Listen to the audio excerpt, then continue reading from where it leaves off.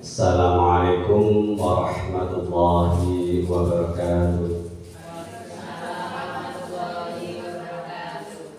Bismillahirrahmanirrahim. Hamdan syukran lillah, salatan wassalamun ala rasulillah. Qala bishrah li sadri wa yassir li amri wahlul 'uqdatam min lisani yafqahu qawli. Kepada Bapak Ibu guru yang saya hormati, pada kesempatan ini marilah kita panjatkan puji syukur kehadirat Allah Subhanahu wa taala, bahwasanya dengan rahmat taufik serta hidayahnya kita bisa berkumpul di ruangan ini dalam keadaan sehat walafiat. Sholawat dan salam mari kita haturkan kepada junjungan kita Nabi besar Muhammad sallallahu alaihi wasallam. Allahumma sholli ala Muhammad. Mudah-mudahan kita bisa mendapatkan syafaat dari Rasulullah sallallahu alaihi wasallam. Amin Allahumma amin. Sebelum acara dimulai, mari kita buka dengan suratul Fatihah. Ila hadratin Nabi Mustafa Muhammad sallallahu alaihi wasallam wa alihi wa ashabihi wa auladihi wa dhurriyyatihi sayyidil Fatihah. A'udzu billahi minasyaitonir rajim. Bismillahirrahmanirrahim. Alhamdulillahi rabbil alamin. Arrahmanir rahim. Maliki yaumiddin. Iyyaka na'budu wa iyyaka nasta'in. Ihdinas siratal mustaqim. Shiratal ladzina an'amta 'alaihim ghairil maghdubi 'alaihim waladdallin. Amin. Bapak Ibu guru dimohon berdiri sejenak untuk menyanyikan lagu Indonesia Raya.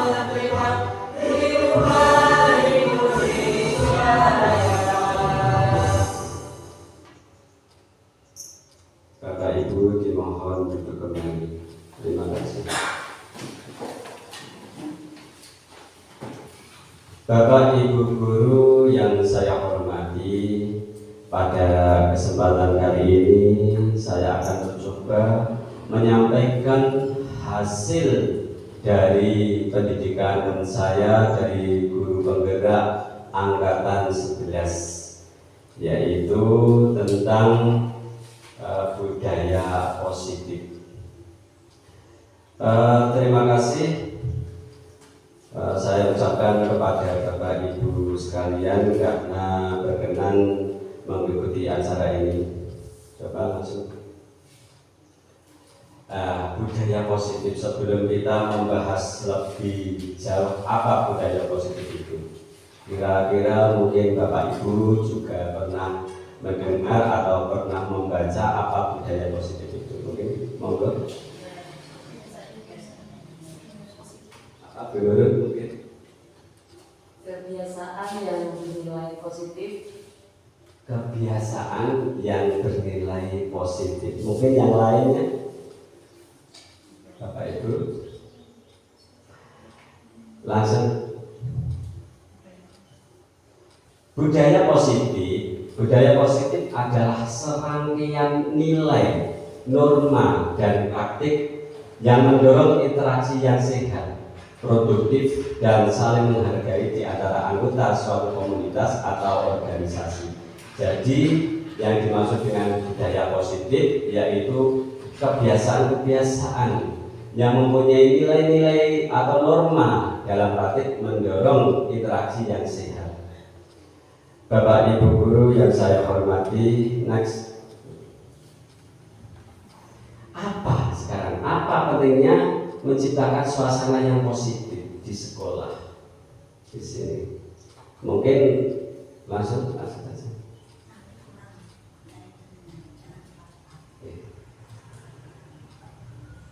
Budaya positif, suasana positif yang mendukung dalam menerapkan pembelajaran yang kondusif. Karena dengan suasana yang positif, murid dan guru akan menemukan suatu kondisi pembelajaran yang menyenangkan, sehingga proses pembelajaran dapat berjalan tanpa adanya suatu beban. Sampai mana tadi? Berjalan tanpa adanya suatu beban, tapi suatu kebutuhan. Suasana positif juga akan membantu menggerakkan moral yang positif bagi murid, sehingga karakter murid tidak hanya terbentuk dari akademik intelektualnya saja, tapi juga dari lingkungan yang ada. Bapak Ibu guru, jadi suasana di kelas yang menyenangkan dengan sukarela anak-anak akan tercipta dengan sendirinya. Budaya-budaya tercipta betah di kelas dengan suasana yang menyenangkan. Selain itu, ketika ada pembelajaran pun mudah untuk mencerna, memahami apa yang disampaikan Bapak Ibu guru. Jadi saya harapkan budaya positif ini diimplementasikan di SDN Napis 1 ini.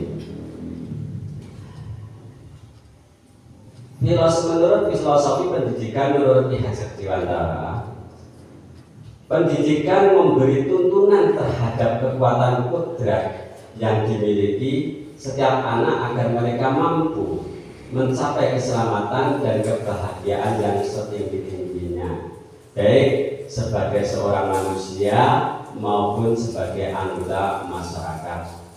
Maka pendidikan salah satu kunci utama untuk mencapainya.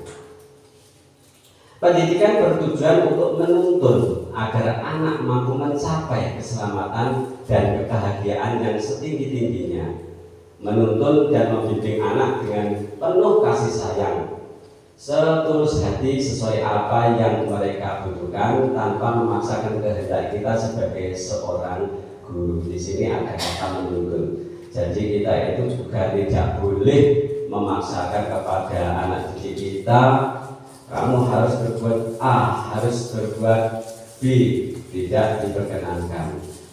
Sifatnya adalah menuntun. Mungkin sore kali Bapak Ibu guru mendengar kata menuntun, mungkin ada yang berpendapat atau mungkin pemahaman Bapak Ibu tentang menuntun. Monggo, Bu Heti. Terima kasih Pak Rus. Menurut saya, menuntun itu menggandeng. Berarti kita sebagai pendidik itu memiliki tugas memotivasi anak, mendorong anak untuk menuntunnya ke arah yang positif, Maksudnya setiap anak pasti memiliki bakat minat sesuai kemampuan mereka masing-masing. Tapi sebagai seorang pendidik kita wajib untuk mengarahkan anak agar tidak terjerumus ke hal-hal yang negatif. Jadi anak nanti bisa mencapai tujuannya mencapai keselamatan dan kebahagiaan yang sendirinya sebagai seorang manusia pribadi maupun makhluk sosial. Itu Pak Rus menurut saya. Terima kasih. Terima kasih Bu. Jadi menuntun itu kalau diibaratkan seperti Bapak Ibu kan juga pernah kecil, seperti menuntun anak kecil. Jadi kemauan anak tadi mau kemana?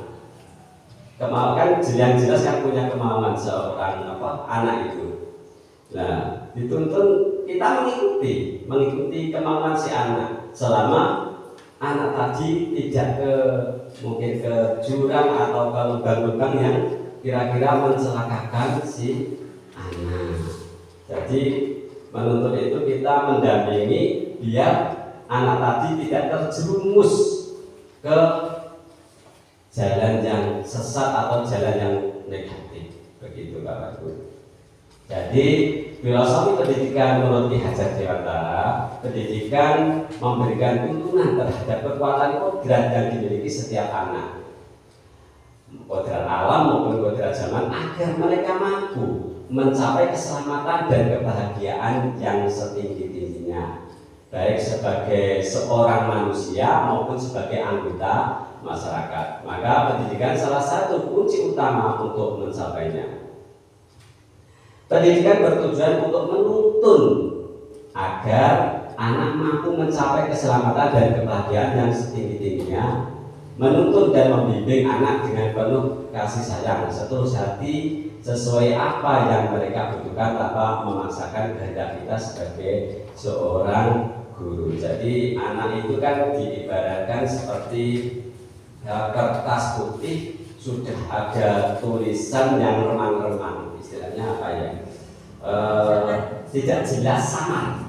Ada tulisan yang samar. Nah, tujuan kita sebagai orang tua ataupun guru itu memperjelas sesuatu atau tulisan tadi biar lebih jelas. Hal-hal yang tulisan yang positif itu biar lebih jelas.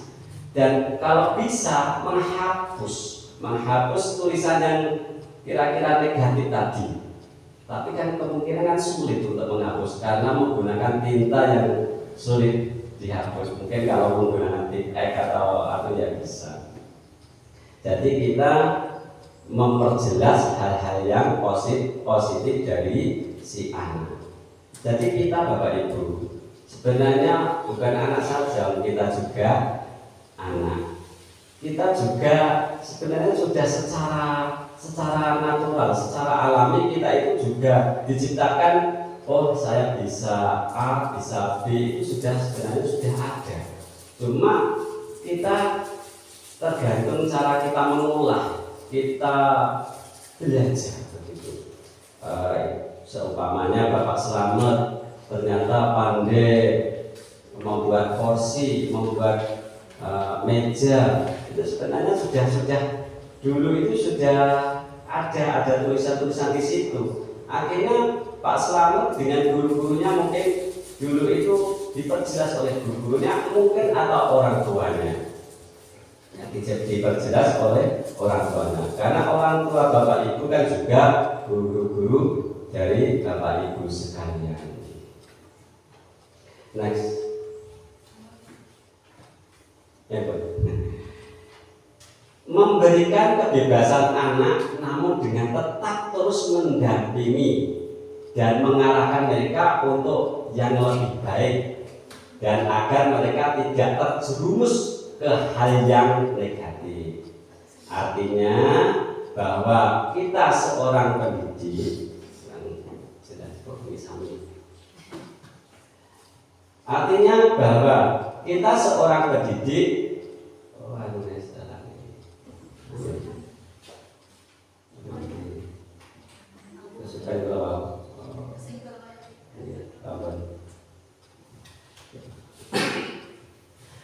artinya bahwa kita seorang pendidik harus bisa melayani segala bentuk kebutuhan metode belajar anak yang berbeda-beda, berorientasi pada anak. Kita harus mampu memberi kebebasan kepada anak untuk mengembangkan ide, berpikir kreatif, mengembangkan bakat minatnya. Mereka merdeka belajar, tetapi kebebasan itu bukan berarti kebebasan mutlak. Perlu tuntunan dan arahan dari guru supaya anak tidak kehilangan arah dan membahayakan dirinya. Pendidik haruslah tetap terbuka dan mengikuti perkembangan zaman yang ada perlu diselaraskan dengan kepribadian kita. Jadi semuanya sebenarnya untuk anak itu kan sudah ada cikal bakal atau bakat dan minat dari anak-anak. Seperti Guru Nurul kemarin bilang pada saya itu kalau berkecimpung ke IT kok bingung. Kalau ada nyanyi-nyanyi lagu-lagu saya itu suka. Itu kan tidak bisa kita pungkiri bahwa kita juga punya bakat minat. Demikian juga anak-anak kita, anak didik kita itu juga punya bakat dan minat. Jadi tugas kita sebagai guru mengarahkan anak-anak didik kita ke arah-arah memang menjadi cita-citanya ataupun menjadikan bakat minatnya. Mengarahkan, oh kamu nak cita-citanya menjadi ingin suka melukis, monggo kita beri keleluasaan untuk berpikir tentang melukis. Jangan malah kita larang. Anak-anak suka menyanyi, silakan. Tetapi tugas kita sebagai guru harus mengarahkan. Jangan-jangan nanti kalau tidak diarahkan akhirnya arogan menuju hal-hal yang negatif. Bapak Ibu guru yang saya hormati, jadi beda rasanya ketika panjenengan saya ketika masih kecil. Dulu itu kan apa kata guru? Ya Pak, ya Pak, kamu tidak mengerjakan PR hukum atau mungkin dijiwit ketika kita belum mengikuti kurikulum merdeka. Terlalu saya bilang sadis ya. Dulu sering dijiwit sama Bapak Ibu guru, tidak mengerjakan PR dan dihukum suruh mengangkat kaki satunya. Bapak Ibu guru yang saya hormati, jadi kita tugas guru yaitu menuntun, mengarahkan ke hal-hal yang positif. Lanjut. Tujuan dari kita yang bahas yaitu mewujudkan budaya positif di lingkungan sekolah. Budaya positif di sekolah dapat membentuk karakter murid, guru, dan visi sekolah, menjadikan perubahan di sekolah untuk mewujudkan merdeka belajar dan mewujudkan profil pelajar Pancasila. Dengan kita membiasakan anak-anak ke hal-hal yang positif, insya Allah nanti juga bisa terwujud dari visi sekolah dan membentuk karakter anak.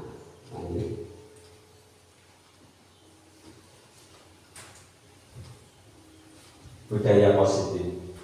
Salah satu tanggung jawab seorang guru adalah bagaimana mewujudkan lingkungan positif yang terdiri dari warga sekolah yang saling mendukung, saling belajar, saling bekerja sama, sehingga tercipta kebiasaan-kebiasaan baik.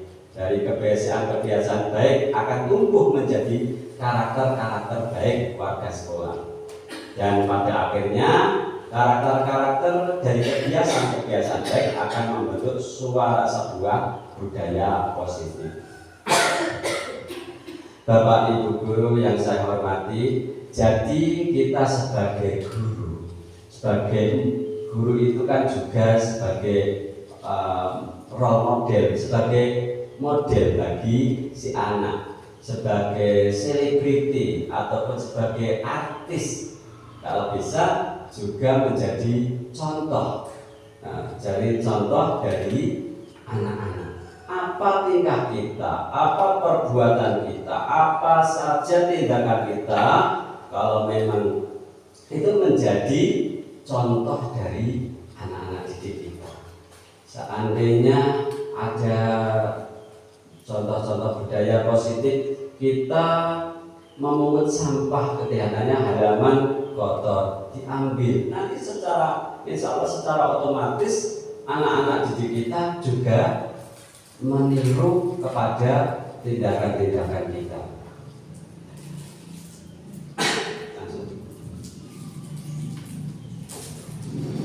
Budaya next. Contohnya ini, contohnya kegiatan budaya positif yang ada di sekolah kita, yaitu kebiasaan sholat duha. Setiap istirahat ada kegiatan sholat duha yang dipandu oleh Bapak Kevin. Terus pembiasaan baca literasi, membaca Al-Quran yang saya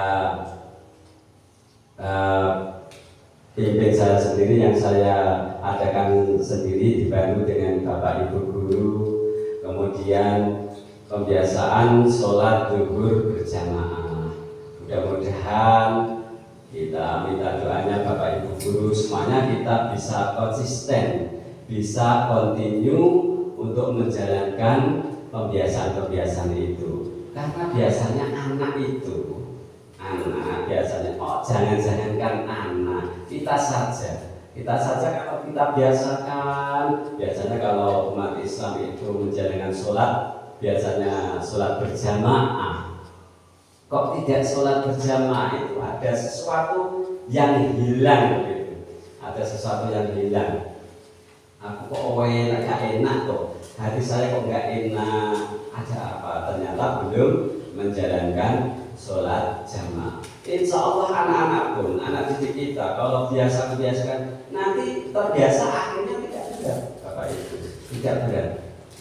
Jadi dengan sendirinya, insya Allah dengan tanpa bimbingan Bapak Ibu guru pun secara otomatis, Pak, kok tidak sholat dulu, Pak, Ibu, kok tidak membaca Al-Quran dulu, insya Allah menjadi pembiasaan. Semuanya itu adalah ya Allah, cuma kita berusaha untuk membiasakan. Semuanya insya Allah bisa terjadi. Nah sekarang disiplin positif itu apa?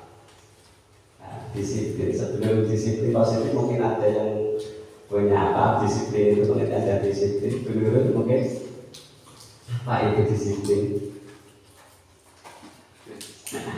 Sudah mengenal Bapak Ibu. Lanjut. Apa itu disiplin? Lanjut.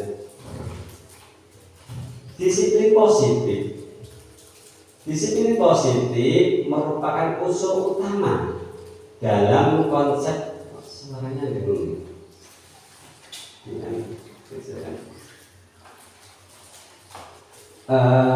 Disiplin positif merupakan unsur utama dalam konsep budaya positif, bagian dari budaya positif.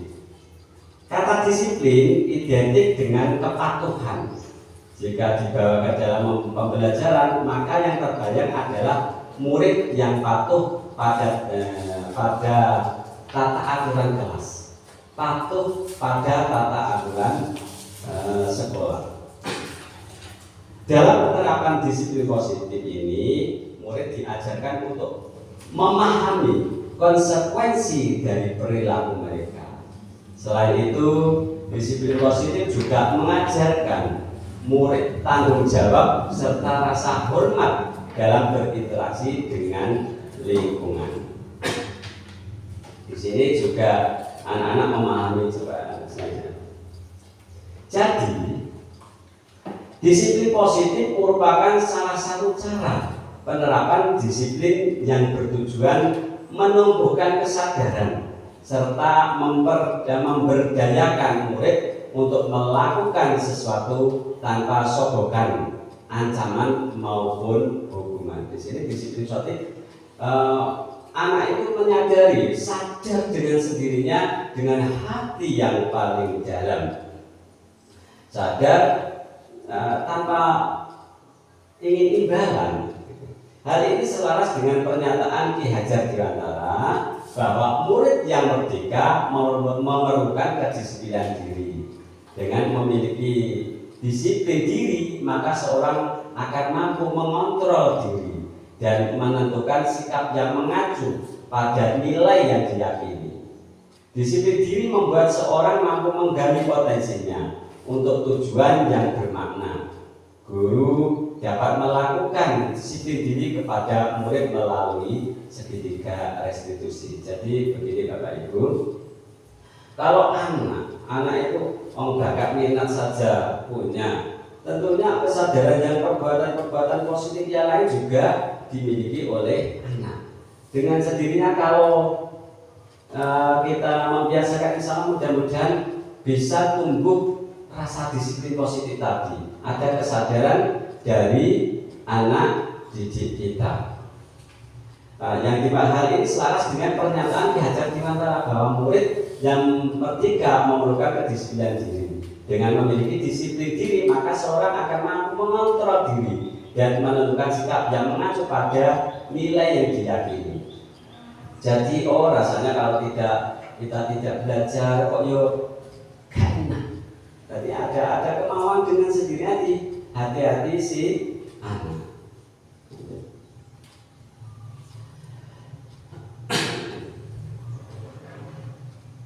Disiplin positif akan melahirkan nilai-nilai kebajikan.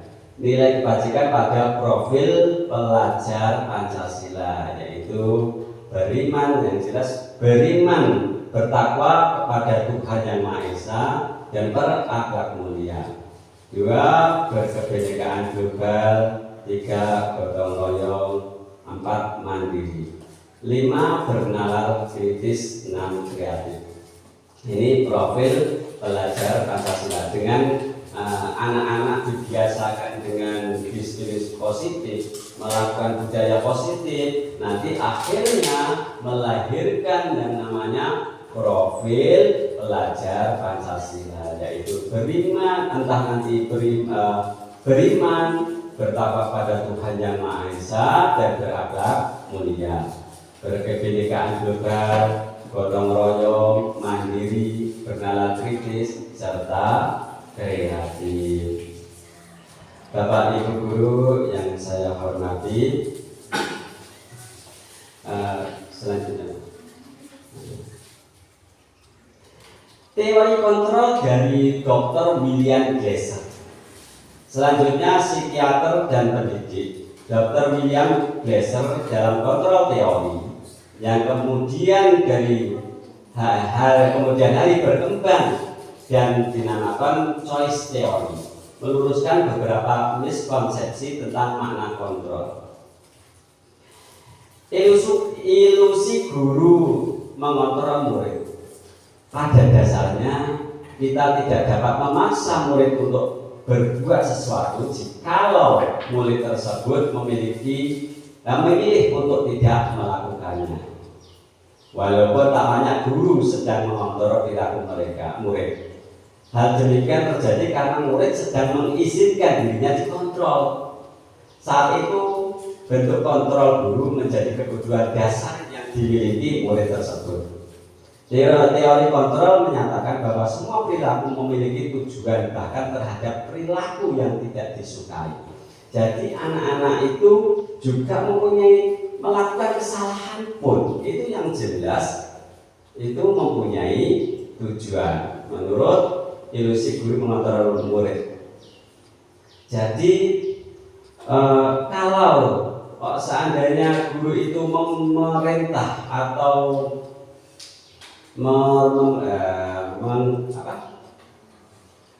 dengan tanpa, sebenarnya anak itu karena merelakan dirinya dikontrol, ada kemauan untuk dikontrol, mengizinkan dirinya dikontrol oleh guru. Lanjut.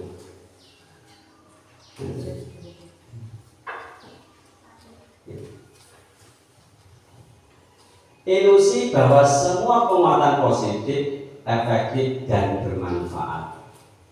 Penguatan positif atau bujukan adalah bentuk-bentuk kontrol segala usaha untuk mempengaruhi murid agar mengulangi suatu perilaku tertentu. Adalah suatu usaha untuk mengontrol murid tersebut dalam jangka waktu tertentu. Kemungkinan murid tersebut akan menyadari dan mencoba untuk menolak bujukan kita, atau bisa jadi murid tersebut menjadi tergantung pada pendapat sang guru untuk berusaha. Jadi mencoba untuk menolak bujukan kita, atau bisa jadi murid tersebut menjadi tergantung pada pendapat sang guru untuk berusaha. Ilusi bahwa kritik dan membuat orang merasa bersalah dapat menguatkan karakter. Menggunakan kritik dan rasa bersalah untuk mengontrol murid menuju pada identitas gagal. Mereka belajar untuk merasa buruk tentang diri mereka. Mereka mengembangkan dialog diri yang negatif. Kadang kala sulit bagi guru untuk mengidentifikasi bahwa mereka sedang melakukan perilaku ini, karena seringkali guru cukup menggunakan suara halus untuk menyampaikan pesan negatif. Selanjutnya, ilusi bahwa orang dewasa memiliki hak untuk memaksa. Bahwa orang dewasa yang percaya bahwa mereka memiliki tanggung jawab untuk membuat murid-murid berbuat hal-hal tertentu. Apapun yang dilakukan dapat diterima selama ada sebuah kemajuan berdasarkan sebuah pengukuran kinerja. Pada saat itu pula orang dewasa akan menyadari bahwa perilaku memaksa tidak akan efektif untuk jangka waktu panjang, dan sebuah hubungan permusuhan akan terbentuk. Jadi ada kalanya kita itu memaksa kepada anak, mungkin 1 hari, 2 hari, 4 hari, seminggu, tetap menjalankan hal-hal baik itu kalau memang tidak terkesan. Tapi untuk selanjutnya kalau ada unsur paksaan, mungkin kembali lagi ke hal-hal yang negatif. Diane Gosen dalam bukunya Restructuring School Discipline menyatakan ada 3 motivasi perilaku manusia. 1, untuk menghindari ketidaknyamanan atau hukuman. 2, untuk mendapatkan imbalan atau penghargaan dari orang lain. 3, untuk mencapai orang yang mereka inginkan dan menghargai diri sendiri dengan nilai-nilai yang mereka percaya. Kadang-kadang anak itu mau berbuat baik, tapi karena takut hukuman, mau mengerjakan PR-nya, tugasnya di rumah, tetapi karena rasa takut, ya tetap mau dilakukan, tapi karena rasa takut kalau nanti dihukum bapak ibu gurunya. Dengan demikian kan akhirnya menyiksa dari tidak merdeka, jiwa anak tidak merdeka. Bahwa maksud dari kurikulum merdeka biar anak itu mendapat kemerdekaan untuk belajar. Jadi kira-kira kan kita sadar, bahkan kita sendiri lah. Kalau saya mungkin sebagai bapak ibu guru mau berangkat sekolah, tetapi karena ada atasan kita terikat dengan seperti itu, kan rasa merdeka tadi tidak ada. Jadi kita harus sadar dari tergerak dengan di hati kita untuk memang benar-benar kita itu mencintai, menyayangi dari anak-anak didik kita, bukan karena siapa-siapa. Tapi kalau takut dihukum, nanti kalau dimarahi kepala sekolah bagaimana, itu kan jiwa kita kan tidak merdeka. Kita kira paham ya Bapak Ibu Guru ya, walaupun agak ngantuk-ngantuk. Kemudian yang kedua, untuk mendapatkan imbalan atau penghargaan dari orang lain. Anak-anak, wah disiplin masuk sekolah. Kalau ada tugas di rumah juga dikerjakan. Tapi karena ingin dipuji gurunya, ingin mendapat nilai yang baik, atau mungkin bapak ibu gurunya memberi hadiah, nah, itu kan juga belum ada kemerdekaan dari jiwa anak. Yang ketiga, untuk menjadi orang yang mereka inginkan atau dan menghargai diri sendiri dengan nilai-nilai yang mereka percaya. Untuk menjadi orang yang mereka inginkan dan menghargai diri sendiri dengan nilai-nilai yang mereka percaya. Ini ada apa istilahnya? Mungkin ada yang paham. Ada selanjutnya, hukuman, konsekuensi, dan restitusi. Hukuman diberikan saat itu juga dengan tujuan membuat orang patuh dan takut membuat kesalahan. Itu kan ada tekanan kalau hukuman. Jadi ini diberikan dengan tujuan agar taat kepada kita. Anak-anak dihukum, disuruh lari mengelilingi sekolahan dengan tujuan biar patuh pada kita, tapi tidak ada kesadaran dari anak-anak sendiri. Itu hukuman. Jadi tidak ada kenyamanan bagi si anak. Itu hukuman. Kemudian konsekuensi yang merupakan akibat dari melakukan tindakan yang tidak sesuai dengan ketentuan di masyarakat atau sebuah lingkungan maupun peraturan. Jadi di sini konsekuensi itu ada apa istilahnya? Suatu contoh kita tidak aturan yang merupakan akibat dari melakukan tindakan yang tidak sesuai dengan ketentuan di masyarakat atau di sebuah lingkungan yang maupun peraturan. Ini tidak ada tekanan.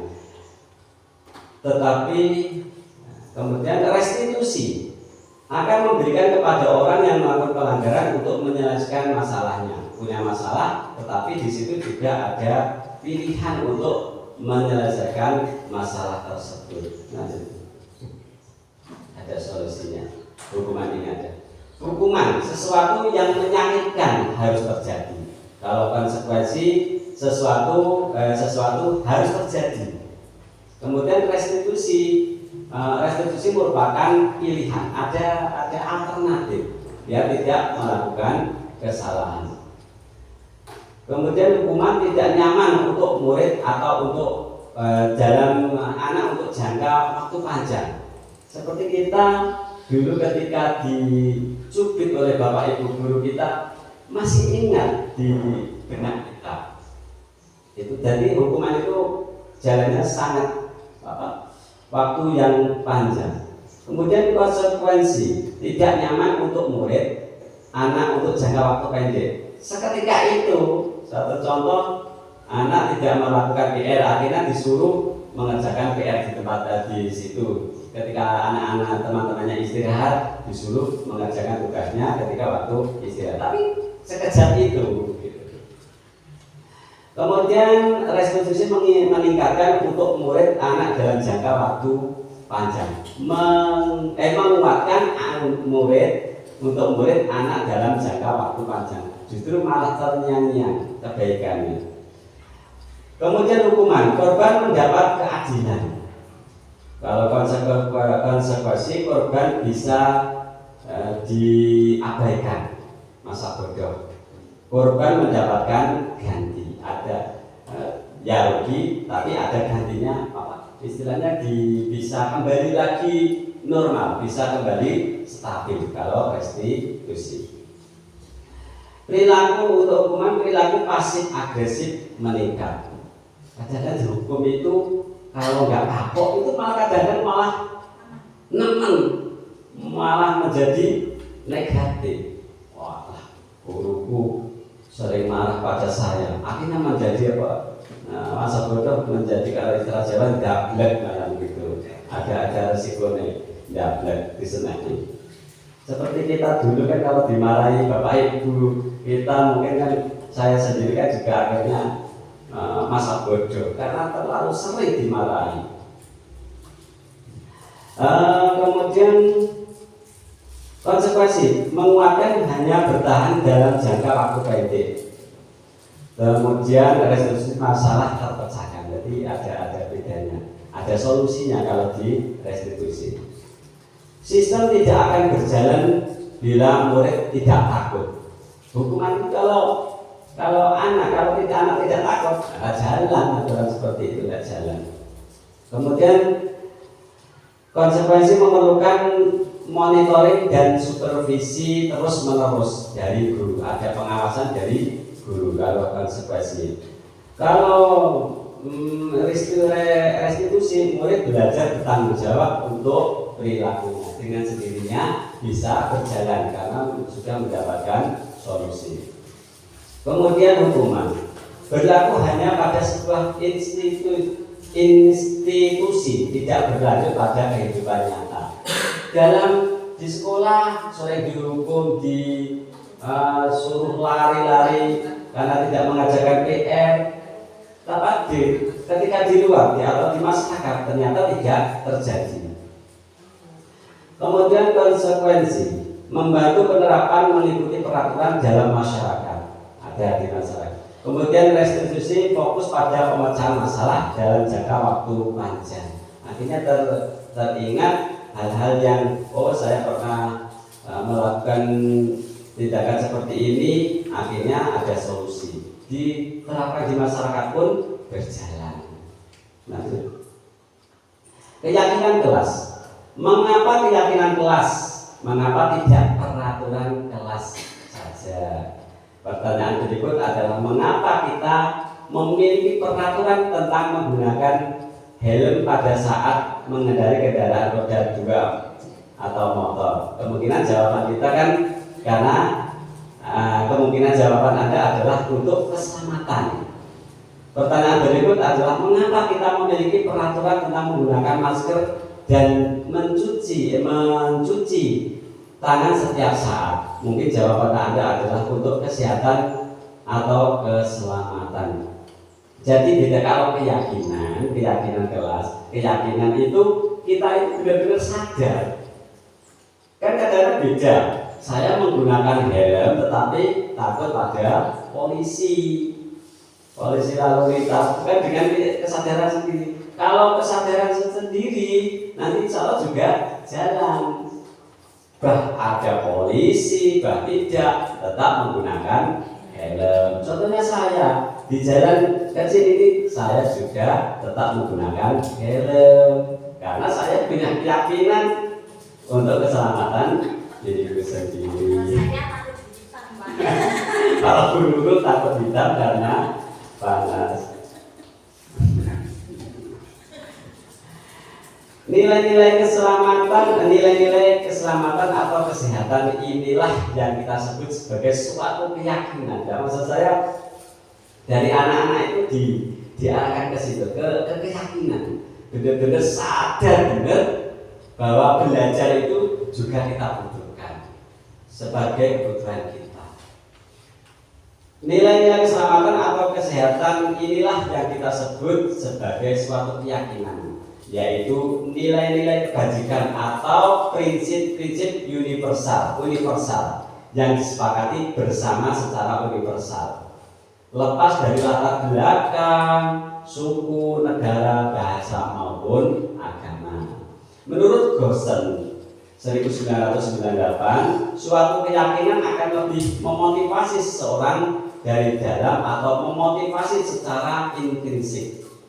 Seseorang akan lebih bergerak dan bersemangat untuk menjalankan keyakinannya daripada hanya sekadar mengikuti serangkaian peraturan. Murid-murid pun demikian, mereka perlu mendengarkan dan mendalami tentang suatu keyakinan daripada hanya mendengarkan peraturan yang mengatur mereka harus berlaku begini atau begitu. Jadi kalau keyakinan masih tadi. Ya. Jadi prinsip-prinsip universal, tidak ada batas suku, bangsa, Begini contohnya, perbuatan anak-anak berbuat mencuri itu secara mendunia, secara dunia itu kan juga disadari maupun tidak sadari, itu kan juga perlakuan yang tidak baik. Lanjut. Contoh keyakinan kelas. Untuk keyakinan kelas 1, setiap anggota kelas perlu belajar. Ada baru belajar. Ada kesadaran untuk belajar. Setiap anggota kelas perlu senang. Saya perlu happy, perlu senang. Setiap anggota kelas perlu melakukan tugas. Dengan sendirinya, sadar dengan sendirinya melakukan tugas. Setiap anggota kelas perlu saling menghargai. Setiap anggota kelas perlu merasa aman. Untuk keyakinan kelas 5, selalu bersikap positif, senantiasa menjadi diri terbaik, percaya dan menghormati orang lain serta barang miliknya, berkomitmen terhadap setiap tugas, kemudian senantiasa membantu. Kelas 7, kami hormat. Kami meyakini bahwa sangat penting untuk menghormati semua orang dan barang milik orang lain. Ini perlu ditanamkan ke anak-anak. Kami meyakini bahwa sangat penting untuk mengerjakan segala pekerjaan atau mengikuti kegiatan yang telah ditugaskan, diterima dan dimiliki. Kami meyakini bahwa sangat penting untuk merasa diterima pada suatu kelompok atau saling peduli satu dengan yang lainnya. Nice. Kebutuhan dasar manusia. Menurut Dr. William Glasser ada 5 kebutuhan dasar manusia, yaitu kebutuhan untuk bertahan hidup, kasih sayang, kebebasan, kesenangan, dan penguasaan. Semua orang senantiasa berusaha untuk memenuhi kebutuhannya dengan berbagai cara. Saat mereka tidak bisa mendapatkan kebutuhannya dengan cara yang positif, mereka bisa saja melanggar peraturan atau melakukan hal-hal yang tidak sesuai dengan nilai-nilai kebajikan. Jadi 5 kebutuhan dasar manusia ada bertahan hidup, kemudian kasih sayang, kebebasan, kesenangan, dan penguasaan. Kebutuhan bertahan hidup seperti makan, kebutuhan seperti minum, pakaian, dan seterusnya. Kasih sayang, kita juga perlu kasih sayang. Kebebasan, kesenangan, dan penguasaan. Lanjut. Restitusi 5 posisi kontrol. 1 penghubung, 2 penghukum, 2 pembuat merasa bersalah, 3 teman, 4 pemantau, 5 manajer. Next. Penghukum. Seorang penghukum dapat menggunakan hukuman fisik maupun mental. Orang yang menjalankan posisi penghukum senantiasa mengatakan bahwa sekolah memerlukan alat yang dapat lebih menekan murid lebih dalam lagi. Ada unsur tekanan-tekanan bagi anak, tidak ada kenyamanan. Penghukum nada suara tinggi, bahasa tubuh, mata melotot, dan jari menunjuk-nunjuk menghardik. Terlambat lagi PR-nya, kapan bisa tepat waktu? Tanyakan kepada diri Anda. Bagaimana perasaan murid bila guru berbicara seperti itu pada saat muridnya terlambat mengumpulkan PR? Terus hasilnya, kemungkinan murid marah dan mendengkar. Kita ini bisa jadi sesudah kembali duduk, murid tersebut akan mencoret-coret bukunya atau meja tulisnya. Lebih buruk lagi, sepulang sekolah, murid melihat motor atau mobil bapak ibu guru dan akan membelajar gurunya. Jadi lebih buruk dari apa? Namanya dari penghukum, guru sebagai penghukum. Akhirnya kadang-kadang anak malah tidak baik, malah ngomongin. Lanjut. Malah jadi membuat merasa bersalah, membuat dia anak tadi sadar bersalah. Pada posisi ini biasanya guru akan bersuara lebih lembut. Pembuat rasa bersalah akan menggunakan keheningan yang membuat orang lain merasa tidak nyaman, bersalah atau rendah diri. Pembuat merasa bersalah ada suara memelas, halus, sedih, bahasa tubuh, merapat pada anak lesu. Contohnya, Warsito, kamu ini bagaimana ya? Kamu sudah berjanji dengan Pak Ros tidak akan terlambat lagi mengerjakan dan mengumpulkan PR-nya. Kamu kenapa ya senang sekali mengecewakan Pak Ros? Pak Ros benar-benar kecewa sekali. Jadi perasaan ada isu aku ngesakno Pak Ros sampai marah seperti itu. Jadi ini mengambil simpatinya anak. Bagaimana perasaan murid bila ditegur seperti cara ini dengan cara halus? Hasilnya murid akan merasa bersalah. Tidak pemberontakan ada, tapi anak menjadi merasa bersalah. Bersalah telah mengecewakan ibu atau bapak gurunya. Mereka akan merasa menjadi orang yang gagal dan tidak rasa kecewa aja, dan tidak sanggup membahagiakan orang lain. Padahal gurunya yang dicintai. Kadang-kadang sikap seperti ini lebih berbahaya dari sikap penghukum. Mereka emosi akan tertanam rapat di dalam murid, menahan perasaan, karena ada perasaan bersalah, berlarut akhirnya. Tidak seperti murid dengan guru penghukum, di mana murid bisa melupakan amarahnya walaupun dengan cara negatif, langsung fresh, bisa pikirannya bisa lost. Murid tertekan seperti inilah yang tiba-tiba bisa meletus amarahnya dan bisa menyakiti diri sendiri atau orang lain. Justru seperti ini ternyata malah bahaya karena merasa bersalah, akhirnya menyalahkan dirinya sendiri. Next. Guru sebagai teman.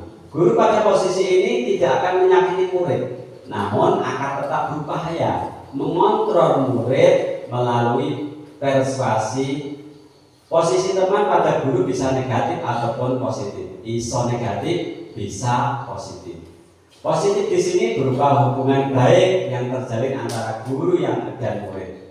Guru di posisi teman menggunakan hubungan baik dan humor untuk mempengaruhi seseorang. Hal negatif dari posisi teman adalah bila suatu saat guru tersebut tidak membantu, maka murid akan kecewa dan berkata, saya pikir Bapak Ibu teman saya. Jadi ini rasa kecewa. Murid merasa dikecewakan dan tidak mau lagi berusaha. Hal lain yang mungkin timbul adalah murid hanya akan bertindak untuk guru tertentu, dan tidak untuk guru lainnya. Murid akan tergantung pada guru tersebut.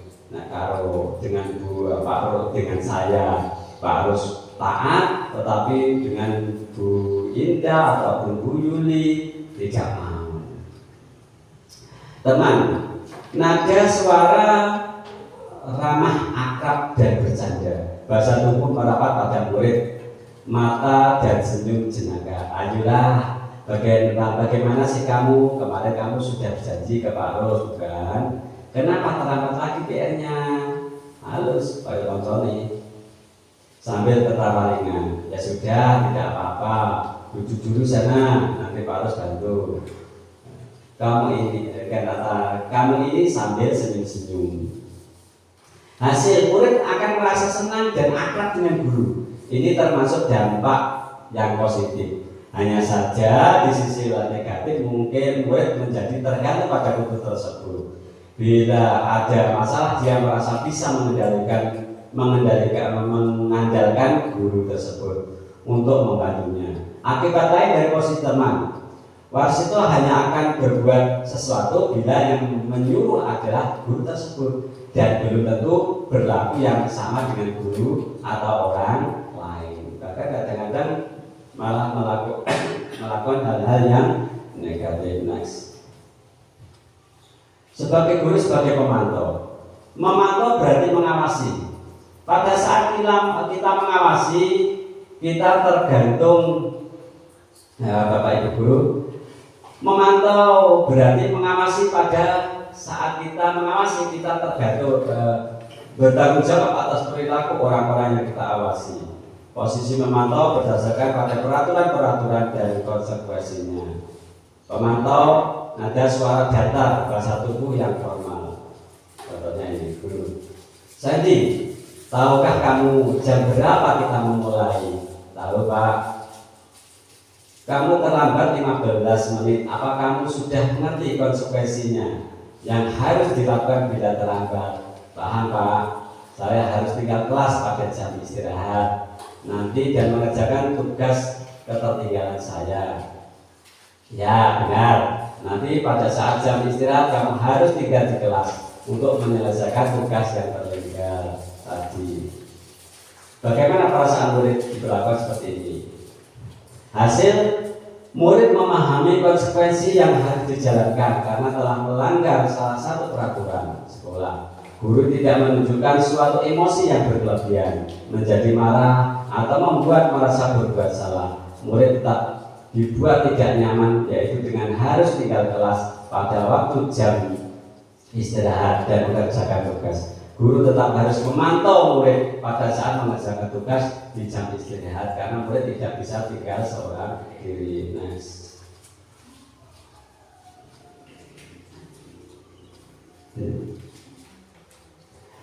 Guru sebagai manajer, posisi terakhir manajer adalah posisi di mana guru berbuat sesuatu bersama dengan murid, mempersilahkan murid mempertanggungjawabkan perilakunya, mendukung murid agar dapat menemukan solusi atas permasalahan sendiri. Nada suara tulus, bahasa tubuh tidak mendekat ke murid. Contohnya, langsung saja. Pada posisi manajer, maka suara guru sebaiknya tulus, tidak perlu marah, tidak perlu meninggikan suara, apalagi menunjuk-nunjuk jari ke murid, berkaca pinggang atau bersikap seolah-olah menyesal, tampak sedih sekali akan perbuatan murid, ataupun bersendal gurau, menempatkan diri sebagai teman murid. Fokus ada pada murid, bukan untuk membahagiakan guru atau orang lain, orang tua. Murid sudah mengetahui adanya suatu masalah dan sesuatu perlu terjadi. Bila guru mengambil posisi pemantau, guru akan melihat apa konsekuensinya atau peraturannya. Namun pada posisi manajer, guru akan mengembalikan tanggung jawab pada murid untuk mencari jalan keluar permasalahannya, tentu dengan bimbingan guru. Jadi kalau saya suka yang manajer, guru sebagai manajer. Jadi tidak ada resikonya, karena sadar murid itu peserta didik sadar dengan sendirinya. Segitiga restitusi untuk memudahkan para guru dan orang tua dalam melakukan proses untuk menyiapkan anak untuk melakukan restitusi. Langkah menstabilkan identitas. Kita semua akan melakukan hal terbaik yang bisa kita lakukan. Validasi tindakan yang salah. Semua perilaku memiliki alasan. Menanyakan keyakinan. Kita semua memiliki motivasi internal. Segitiga restitusi merupakan salah satu cara memperbaiki diri untuk mewujudkan disiplin diri. Segitiga restitusi adalah proses menciptakan kondisi bagi murid untuk memperbaiki kesalahan sehingga karakter mereka lebih kuat ketika kembali pada skenario segitiga restitusi. Menstabilkan identitas, kita semua akan melakukan terbaik yang bisa kita lakukan. Warsito, Bapak ingin ngobrol sama kamu. Warsito, terkadang kita pernah merasa lelah, tapi apa yang kamu pernah merasa? Kita pernah merasa lelah, tapi apa yang kamu lakukan itu sesuai tidak dengan keyakinan sekolah? Sesuai tidak dengan keyakinan sekolah? Kenapa Warsito bisa sering terlambat? Kenapa Warsito bisa sering terlambat PR-nya, apa alasan kamu? Apa kira-kira tindakan kamu sudah sesuai dengan kesepakatan kelas Pak Sito? Kalau tidak ada Pak Sito belum sesuai, apa kamu bersedia memperbaikinya? Apa yang kamu lakukan untuk memperbaikinya? Jadi segitiga restitusi itu ada penyelesaian, ada pilihan, ada solusinya. Lanjut.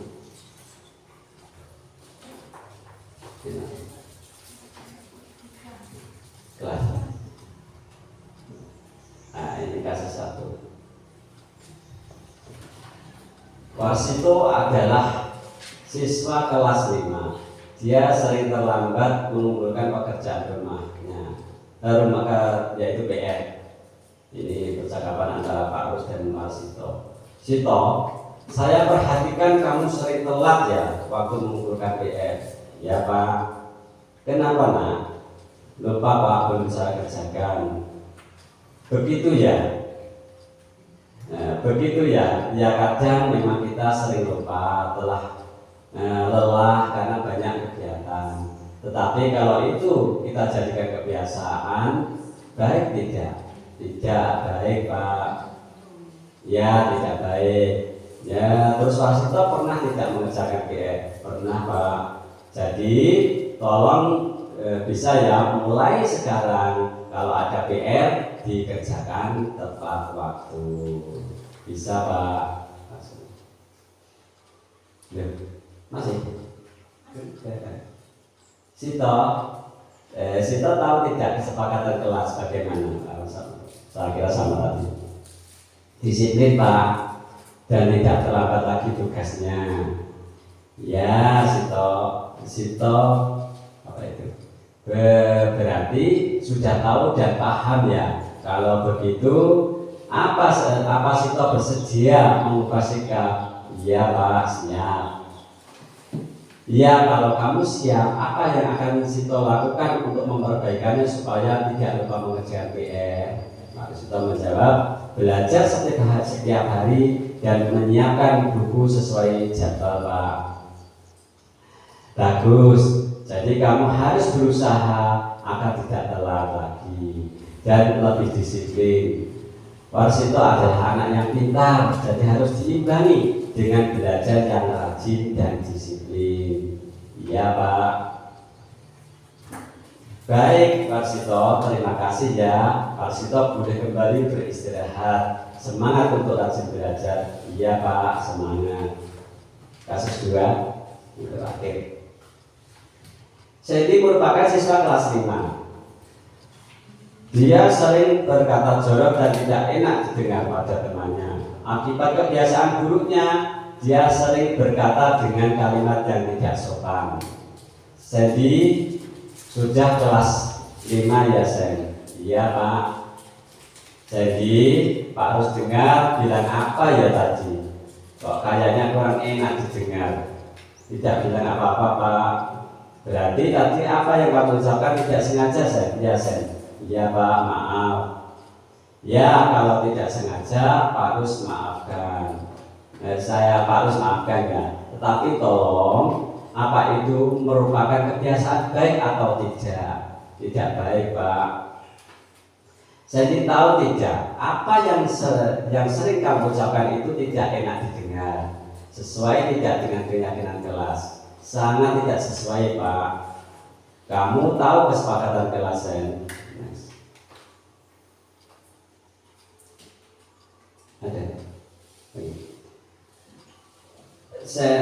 Kita harus berkata dengan sopan Pak. Betul. Berarti kamu tahu ya. Kalau begitu kamu bersedia tidak memperbaiki. Kamu bersedia tidak memperbaiki kata-kata yang tidak baik. Iya Pak, baik, terima kasih. Bagaimana cara kamu memperbaikinya? Saat saya akan selalu belajar bicara dengan lebih sopan Pak. Terima kasih Sen, bagus. Pak harus senang kamu mau merubah sikap untuk lebih sopan dalam berbicara. Iya Pak, terima kasih. Baik Sen, sekarang kamu boleh kembali beristirahat bersama teman-teman. Iya Pak, terima kasih. Kok terima kasih? Terima kasih, salam dan bahagia. Mungkin ada pertanyaan dari Bapak Ibu. Silakan. Terima kasih Bapak atas waktu yang diberikan. Bagaimana pendapat Bapak cara menerapkan budaya positif di sekolah kita agar mudah diterima teman sejawat dan siswa? Terima kasih. Terima kasih Ibu Nurul. Untuk menerapkan budaya positif ya, menerapkan budaya positif, saya juga berkolaborasi dengan orang tua, dengan guru, dengan kepala sekolah, dengan guru dan orang tua. Seandainya ada teman sejawat kok tidak cocok dengan budaya positif yang kita kembangkan, saya akan mendekati secara internal. Nanti mungkin ketika jalan-jalan atau ketika di rumah atau mungkin saat sambil ngopi-ngopi di warung, nanti ada kedekatan secara internal begitu. Ibu, lupa. Demikian, mungkin ada tambahan atau pertanyaan lagi? Tidak. Demikian, mudah-mudahan pertemuan kali ini mendapatkan barokah manfaat. Kita tutup dengan surat Al-Fatihah, Bapak Ibu. Terima. Ila hadratin Nabi Mustafa Muhammad sallallahu alaihi wasallam wa alihi wa ashabihi wa alihi wa dzurriyyatihi sayyidina al-Fatihah. A'udzu billahi minasyaitonir rajim. Bismillahirrahmanirrahim. Alhamdulillahi rabbil alamin. Arrahmanir rahim. Maliki yaumiddin. Iyyaka na'budu wa iyyaka nasta'in. Ihdinas siratal mustaqim. Siratal ladzina an'amta 'alaihim ghairil maghdubi 'alaihim waladdallin. Amin. Demikian, mohon maaf atas segala kekurangan dari saya. Ihdinas siratal mustaqim. Wassalamualaikum warahmatullahi wabarakatuh.